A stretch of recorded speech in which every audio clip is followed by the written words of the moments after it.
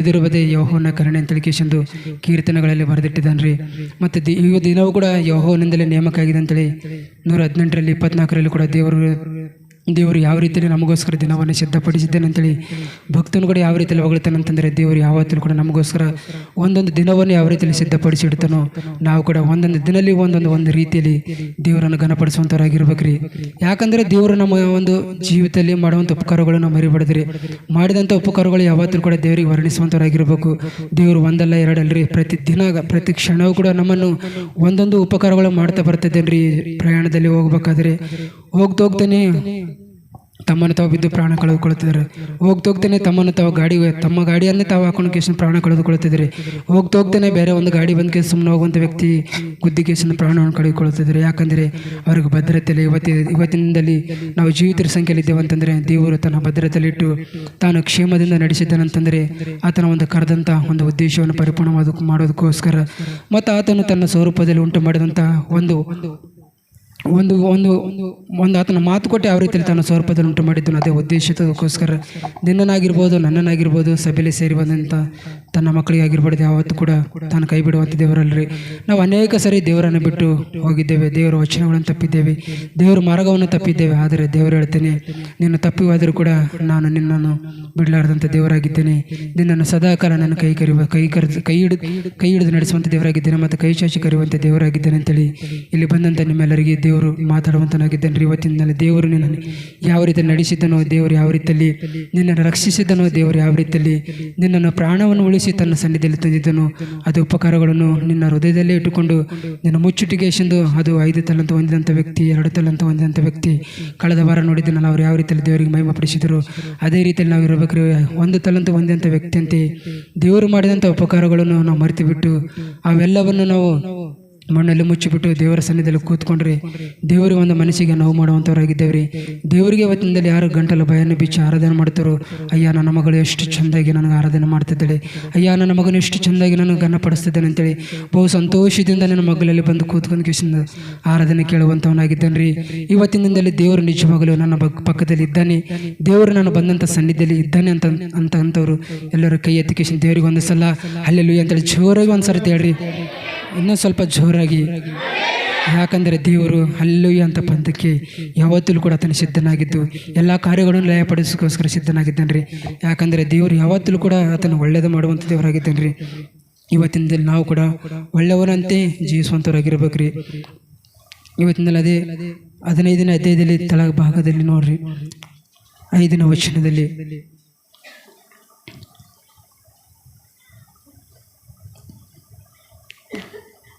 ಯಾರಾದರೂ ಬರೋದಮ್ಮ?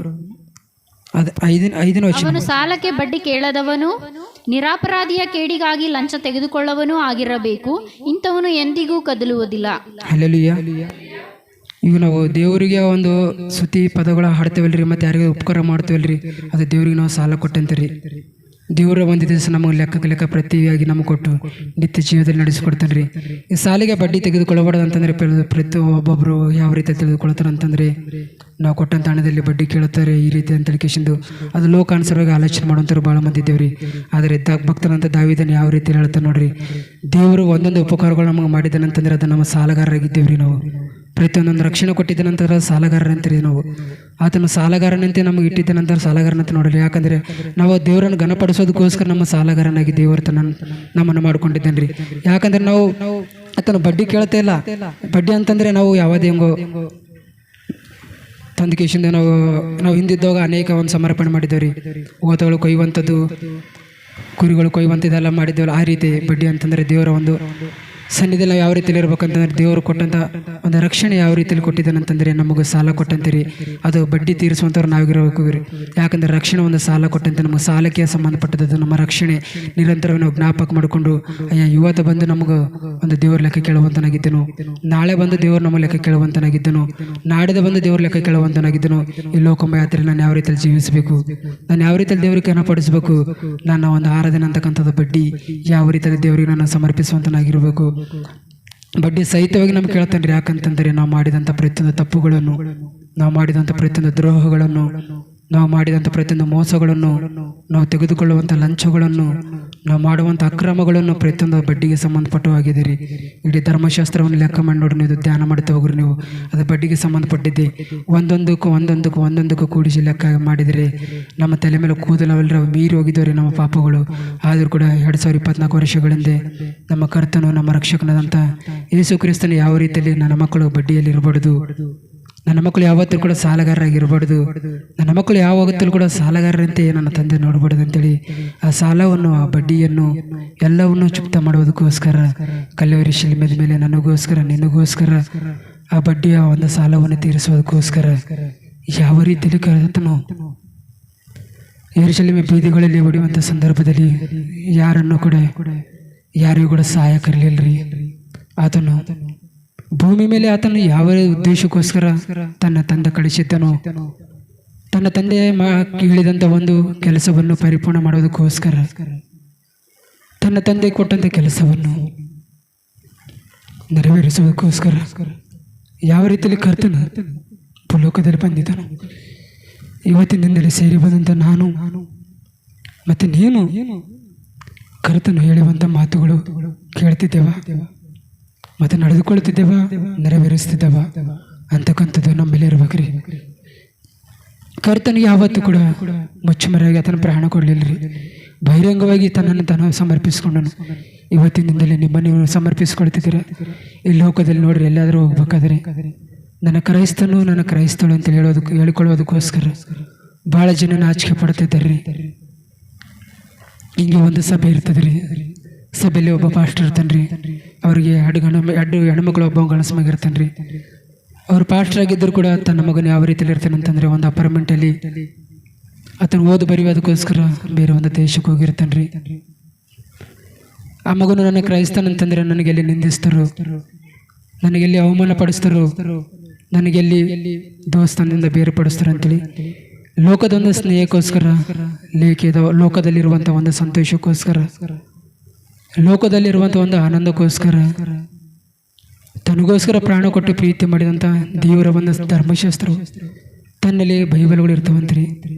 ಆ ಬೈಬಲ್ಗಳು ಯಾವ ರೀತಿಯಲ್ಲಿ ವೈದ್ಯಕೇಶಂದು ಒಂದು ಸಭಾಪಾಲಕನಾದಂಥ ಮಗನೇ ಒಯ್ದುಬಿಟ್ಟು ಯಾವ ರೀತಿಯಲ್ಲಿ ಸುಡ್ತಾನಂತಂದರೆ, ಆತನ ಒಂದು ಲೋಕದಲ್ಲಿರುವಂಥ ಒಂದು ಕ್ಷಣಕ್ಕೋಸ್ಕರ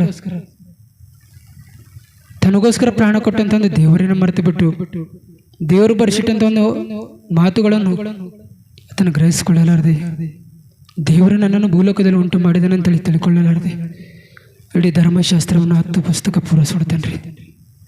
ಸುಟ್ಟು ಒಂದು ಕೆಲವು ದಿನಗಳಲ್ಲಿ ಆತನಿಗೆ ಯಾವ ರೀತಿಯಲ್ಲಿ ಬರ್ತಂತಂದರೆ ರೋಗ, ಬ್ಲಡ್ ಕ್ಯಾನ್ಸರ್ ಅಂತೇಳಿ ಬರ್ತದೆ ರೀ. ಯಾವ ದೋಸ್ತರು ಕೂಡ ಬರಲ್ರಿ, ಯಾವ ಒಂದು ಸ್ನೇಹಿತನ ಬರಲ್ರಿ, ಸ್ಕೂಲಲ್ಲಿದ್ದಂಥ ಯಾವ ವ್ಯಕ್ತಿ ಕೂಡ ಸನಿಯಾಗಿ ಬರಲ್ರಿ. ಬ್ಲಡ್ ಕ್ಯಾನ್ಸರ್ ಬಂದಂತೇಳಿ ಯಾವ ರೀತಿಯಲ್ಲಿ ಯಾವ ವ್ಯಕ್ತಿಯನ್ನು ಬಿಟ್ಟು ಹೋಗಿದ್ದರೋ, ಈ ಲೋಕದಲ್ಲಿರುವಂಥ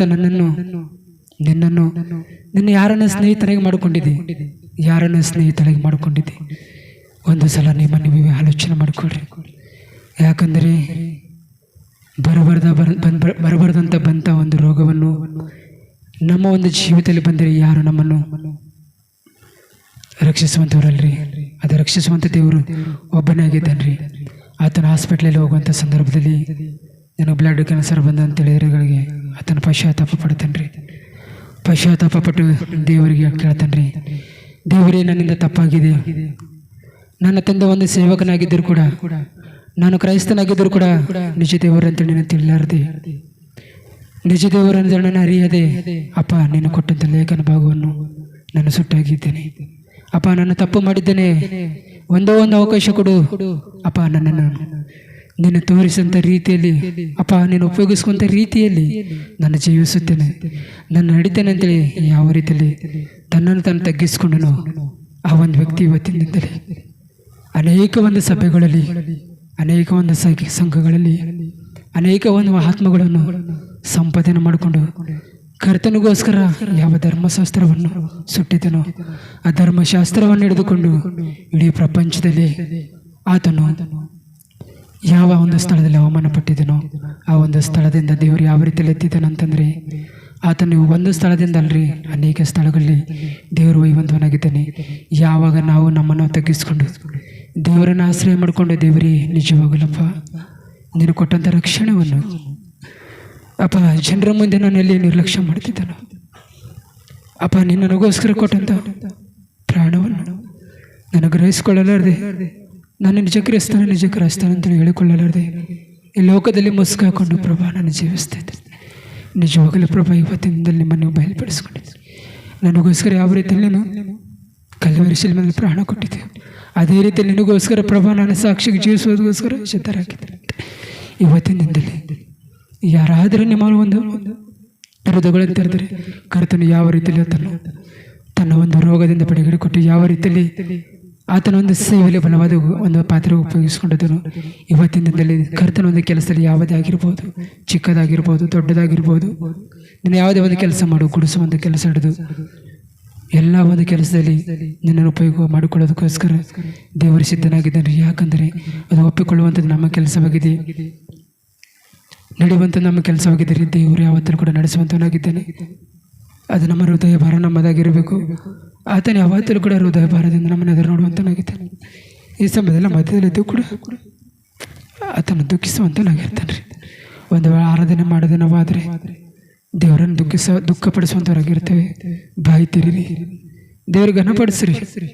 ಯಾಕಂದರೆ ಇಡೀ ಧರ್ಮಶಾಸ್ತ್ರದಲ್ಲಿ ಧ್ಯಾನ ಮಾಡ್ತೇವೆ ಅಂದರೆ ಮನುಷ್ಯನ ಆರಾಧನೆ ಮಾಡದೆ ಹೋಗುತ್ತೀರಿ. ಸಮುದ್ರದಲ್ಲಿರುವಂಥ ಕಲ್ಲುಗಳು ದೇವರಿಗೆ ಜೋರಾಗಿ ಅಲ್ಲೆಲ್ಲೂ ಅಂತೇಳಿ ಕೂಗಿದು ಕೊಳ್ಳಿ. ಕೆಲವೊಂದು ಪ್ರಾಂತಗಳು ಮಳೆ ಹೋಗ್ತಾವೆ ಅಂತೇಳಿ ಧರ್ಮಶಾಸ್ತ್ರ ಬರೆಯಲ್ಪಟ್ಟಿವೆ. ಇವತ್ತಿನಿಂದಲೇ ನಾವು ಆರಾಧನೆ ಮಾಡದೆ ಹೋಗಿದ್ರಿ. ಇವತ್ತಿನಿಂದಲೇ ನೀವು ಕೂತಂಥ ಸಭೆಯಲ್ಲಿ ಅಕ್ಕಪಕ್ಕದಲ್ಲಿರುವಂಥ ಒಂದು ಗೋಡೆಗಳು ಕೂಗುವಂಥವಾಗಿರ್ತವೆ. ಇವತ್ತಿನಿಂದಲೇ ಬಾಯ್ತೀರಿ, ದೇವರಿಗೆ ಆರಾಧನೆ ಮಾಡಿರಿ. ಯಾಕಂದರೆ ಆತನು ಬಯಸುವಂಥದ್ದು ಒಂದೇ ಆಗಿದ್ದಾರೆ. ನಿಮ್ಮಿಂದ ಹೃದಯಪೂರ್ವಕವಾಗಿ ಬರುವಂಥ ಆರಾಧನೆಯನ್ನು ದೇವರಿಗೆ ಸಮರ್ಪಿಸಿ. ಕೀರ್ತನೆ 118:24 ಒಂದದ್ದೇ ಇದೆ ನೋಡ್ರಿ. ದೇವರು ಯಾವ ರೀತಿಯಲ್ಲಿ ನಮಗೋಸ್ಕರ ದಿನವನ್ನು ಸಿದ್ಧ ಮಾಡಿದ್ದಾನೆ.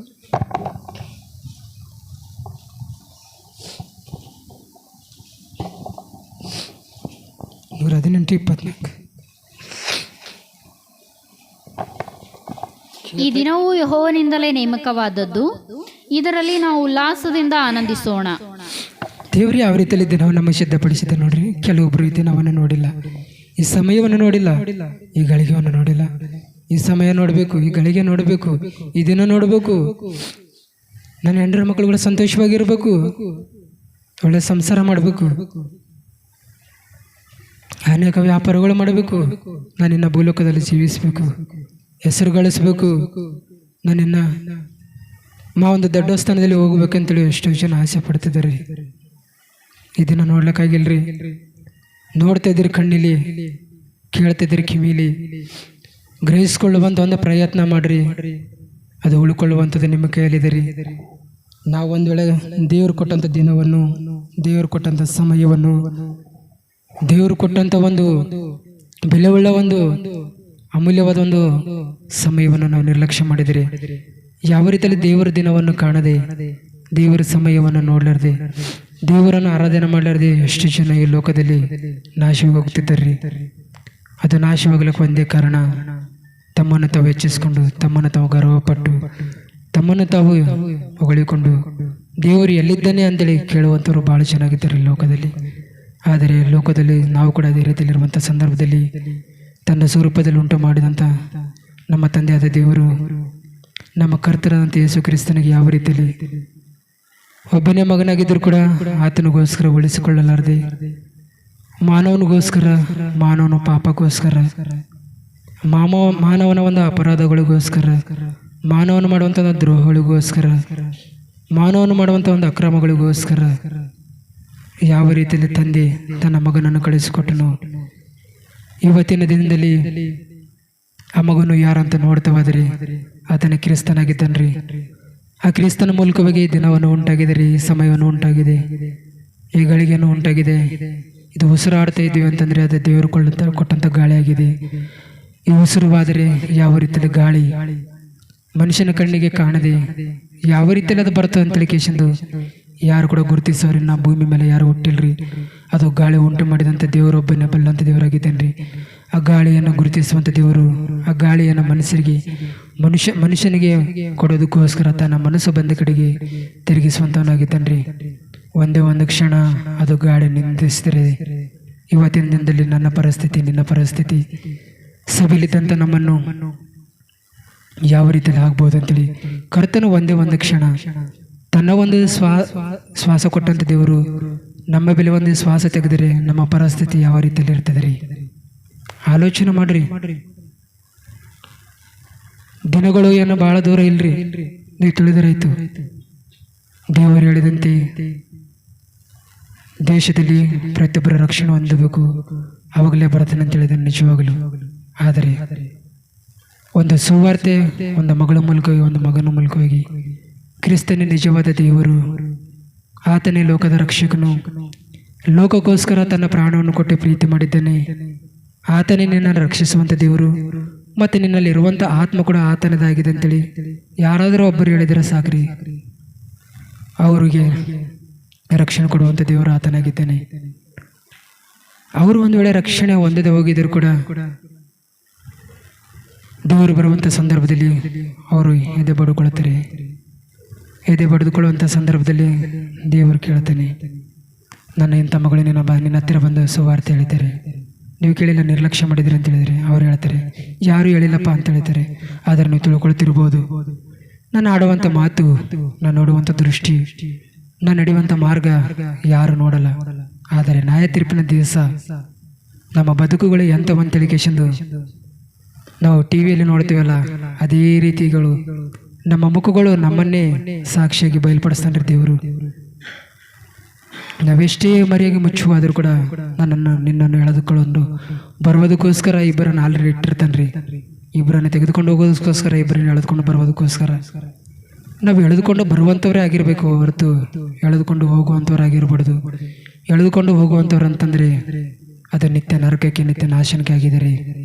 ಎಳೆದುಕೊಂಡು ಬರುವಂಥವರಾದರೆ ಅದು ರಕ್ಷಿಸಲ್ಪಟ್ಟಂಥವರಾಗಿದ್ದೇವೆ ರೀ. ಯಾಕಂದರೆ ನಾವು ಪಾಪದಲ್ಲಿರುವಂಥ ನಮ್ಮನ್ನು, ಶಾಪದಲ್ಲಿರುವಂಥ ನಮ್ಮನ್ನು ಎಳೆದುಕೊಂಡು ಬರುವುದಕ್ಕೋಸ್ಕರ ಯಾರು ಬರಲಿಲ್ಲ. ನೀವು ಪಾಪ ಮಾಡ್ಲಿಕ್ಕೆ ಹೋಗು, ಯಾರಾದರೆ ನೀನು ಪಾಪ ಮಾಡಬೇಡಪ್ಪ, ನೀನು ಪಾಪ ಮಾಡಬೇಡ, ನೀನು ಜೀವಿಸಪ್ಪ ಅಂತ ಕೇಸಿ ಹೇಳುವಂಥವ್ರಿದ್ದರೇನು ನೋಡ್ರಿ. ಲೋಕದಲ್ಲಿ ಹೋಗಿ ಪಾಪ ಮಾಡುವಂಥನಿಗೆ ಇನ್ನೊಂದು ಸ್ವಲ್ಪ ಪ್ರೋತ್ಸಾಹ ಮಾಡ್ತಾರೆ, ಮಾಡು ಪಾಪ, ನಿನಗೇನಾಗಲ್ಲ. ಪಾಪ ಮಾಡಿದ ಮೇಗೆ ಗೊತ್ತಾಗ್ತದೆ, ಅದನ್ನು ಪಶ್ಚಾತ್ತಾಪ ಪಡ್ತೇನೆ, ನಾನು ಮಾಡಿದ್ದೇನಲ್ಲ ಪಾಪ ಅಂತೇಳಿ ನೀನು ಪಶ್ಚಾತ್ತಾಪ ಕೊಟ್ಟರು ಕೂಡ ಅದೇ ಪ್ರಯೋಜನವಿಲ್ಲ. ಪಶ್ಚಾತ್ತಾಪ ಪಡೋದಕ್ಕಿಂತ ಮುಂಚೆ ನಾನು ಪಾಪ ಮಾಡುತ್ತಿದ್ದೇನೆ, ಪಾಪ ಮಾಡಬಾರ್ದು, ಪಾಪಗೋಸ್ಕರ ನನ್ನ ದೇವರು ಪ್ರಾಣ ಅರ್ಪಿಸಿದ್ದೇನೆ ಅಂತಕ್ಕಂಥದ್ದು ಭಾಳ ಪ್ರಾಮುಖ್ಯವಾದದಾದರೆ ದೇವರು ಯಾವ ರೀತಿಯಲ್ಲಿ ತನ್ನ ಹೃದಯವನ್ನು ಇವತ್ತಿಂದಲೇ ಬಯಲ್ಪಡಿಸಿಕೊಂಡಿದ್ದಾನೆ. ತನ್ನ ದಿನದಲ್ಲಿ ದೇವರಿಗೆ ಯಾವ ರೀತಿಯಲ್ಲಿ ಆರಾಧನೆ ಮಾಡಬೇಕು, ದೇವರಿಗೆ ಯಾವ ರೀತಿಯಲ್ಲಿ ಘನಪಡಿಸಬೇಕು, ಯಾವ ರೀತಿಯಲ್ಲಿ ನಾವು ಮಹಿಮೆ ಪಡಿಸ್ಬೇಕಂತೇಳಿ ತನ್ನ ಹೃದಯ ಭಾರವನ್ನು ಯಾವ ರೀತಿಯಲ್ಲಿ ದೇವರು ತನ್ನ ಸಭೆಯಲ್ಲಿ ಹೇಳ್ತಿದ್ದಾನೆ ಅಂತಕ್ಕಂಥದ್ದು ಇವತ್ತಿಂದ ನಮ್ಮನ್ನು ಗ್ರಹಿಸಿಕೊಂಡು, ನಿಜವಾಗಲ್ಲಪ್ಪ, ನನಗೋಸ್ಕರ ಪ್ರಾಣ ಕೊಟ್ಟಂಥ ದೇವರು, ನನಗೋಸ್ಕರ ನೀನು ಕಲ್ವರಿ ಶಿಲುವಿನ ಮೇಲೆ ಮರಣವನ್ನು ಹೊಂದಿದಂಥ ದೇವರು, ನಮಗೋಸ್ಕರ ನೀನು ಎಷ್ಟು ತ್ಯಾಗ ಮಾಡಿದ್ರಪ್ಪ. ನಿಜವಾಗಲು ನಾವು ನಿಮ್ಮ ಮಕ್ಕಳಾದಂಥ ನಾವು ದಾರಿ ತಪ್ಪಿರುವಾಗ ನಮ್ಮನ್ನು ಯಾರು ರಕ್ಷಿಸಲಿಲ್ಲಪ್ಪ, ನೀನೆ ನಮ್ಮ ರಕ್ಷಿಸಿದ್ರಿ. ಅದಕ್ಕೋಸ್ಕರ ಪ್ರಭಾ ನಿಮಗೆ ಸ್ತೋತ್ರ ಅಂತೇಳಿ ಈ ಸಮಯದಲ್ಲಿ ನಾವು ಒಂದು ವಾಕ್ಯ ಭಾಗವನ್ನು ನೋಡಿಕೊಂಡು ದೇವರಿಗೆ ನಾವು ಆರಾಧನೆ ಮಾಡೋದಕ್ಕೋಸ್ಕರ ಹೋಗೋಣ. ಕೀರ್ತನೆ 48:14 ವಚನ.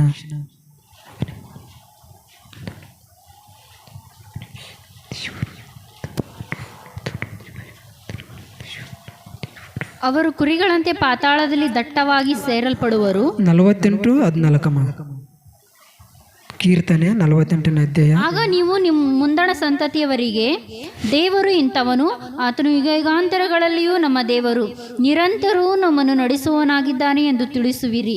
ಹಲ್ಲೆಲೂಯಾ. ದೇವರು ಎಂಥವನಾಗಿದ್ದಾನಂತ್ರಿ? ದೇವ್ರು ನಿರಂತರವಾಗಿ ನಡೆಸ್ತಾನೆ ಅಂತ ಹೇಳ್ತಾನೆ. ನಾನು ಒಂದೇ ದಿವಸ ನಡೆಸಿ ನಾ ಬಿಟ್ಟು ಹೋಗ್ತೀನಪ್ಪ ಅಂತ ಹೇಳ್ತಿದ್ದಾನೆ ರೀ. ನಿರಂತರವಾಗಿ ನಡೆಸುವಂಥ ದೇವರಿಗೆ ನಾವು ನಿರಂತರವಾಗಿ ಆತನಿಗೆ ಒಳಗಾಗಿದ್ದು, ಆತನ ಕೃತಜ್ಞತೆ ಉಳ್ಳವರಾಗಿದ್ದು, ಆತನಿಗೆ ಆರಾಧನೆ ಮಾಡುವಂಥವ್ರಾಗಿರ್ಬೇಕಾ? ಈ ನಿರಂತರ ಕಾಯುವಂಥ ದೇವರಿಗೆ ನಾವು ನಿರಂತರವಾಗಿ ಆರಾಧನೆ ಮಾಡಲಾರ್ದೆ ನಾವು ವಾರದ ಇಡಿಯೆಲ್ಲ ಜೀವಿಸಿ ವಾರ ಇಡಿಯೆಲ್ಲ ನಾವು ಬದುಕುವಂಥ ಜೀವಿತದಲ್ಲಿ ದೇವರು ಮಾಡಿದಂಥ ಉಪಕಾರಗಳು ನಾವು ವರ್ಣಿಸ್ಲಾರ್ದೆ ಏನು ಹಂಗೆ ಹೋಗಂತೇಳಿ ದೇವರು ಹೇಳ್ತಿದ್ದಾನೆ ರೀ. ದೇವ್ರಿಗೆ ನಿರಂತರವಾಗಿ ನಾವು ಆರಾಧನೆ ಮಾಡುವಂಥವ್ರಾಗಿರ್ಬೇಕ್ರಿ. ದೇವರ ಆರಾಧನೆ ಒಂದೇ ಬಯಸ್ತಾನೆ ರೀ, ಇಲ್ಲಿಂದ ಯಾವುದನ್ನು ಬಯಸುವಂಥ ದೇವರಲ್ರಿ. ನೀವು ಅರ್ಥ ಮಾಡ್ಕೊಳ್ಳೋ